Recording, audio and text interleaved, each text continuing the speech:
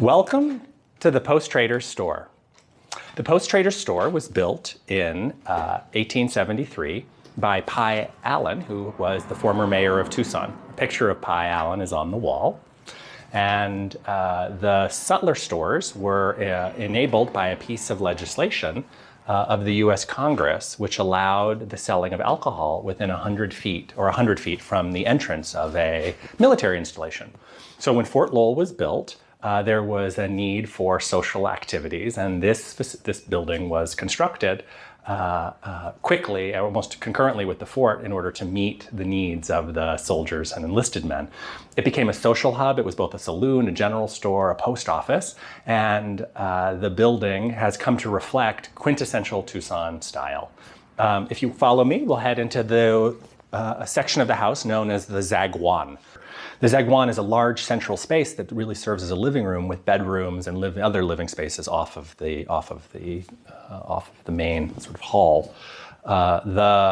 In Arizona's extreme climate, the high ceilings, a garden in the rear, screened porch on the front would allow cool air to be pulled through the house and allow heat to rise. So it really became an important architectural feature of properties. This Zagwan served as a functional use during the military occupation of the fort.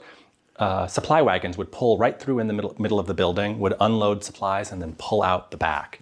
The building, after the military fort was abandoned, became a series of different uses. It was the headquarters of farming. It served as a tuberculosis center and fell into ruin by the 1930s. The Bulsius family, who also restored the commissary, purchased the property in 1934 and began a tremendous transformation of the space and the building into their home and artist studios. The house sort of was born out of this extraordinary rubble into a magnificent architectural expression that both celebrates and blends together Pueblo Revival architecture that was typical in New Mexico with their Dutch heritage. And so you get this beautiful dark wood, hand-carved beams, and all of the incredible woodwork throughout the house.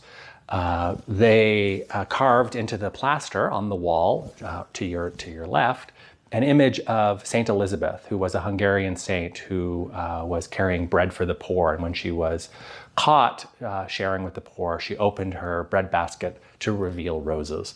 And they felt that the house had expressed itself in the same way. It had moved from bread to roses, becoming this beautiful, beautiful place.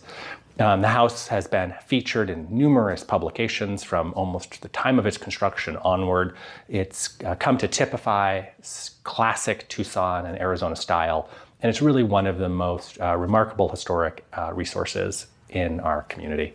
If we want to head to the backyard, we can check out the rear elevation. So the Bulsius family, when they found the adobe ruins of the Post Trader's Store, they began the slow reconstruction. And in the 70s, when it was purchased by the Sackheims, and they continued the reconstruction, they finished this outdoor dining room and the indoor dining area beyond. Throughout this house is incredible hand craftsmanship and carving.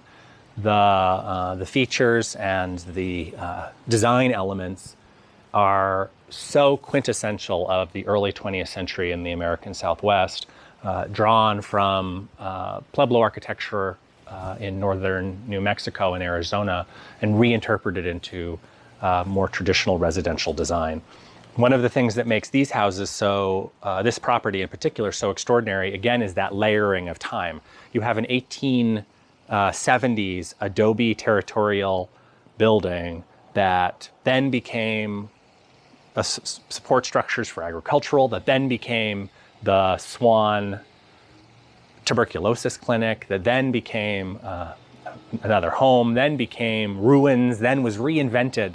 And that really is a microcosm of Arizona, Tucson, and the American Southwest, this constant evolution and redesign that creates these spaces and these environments that are so distinct for who we are as living in the Southwest.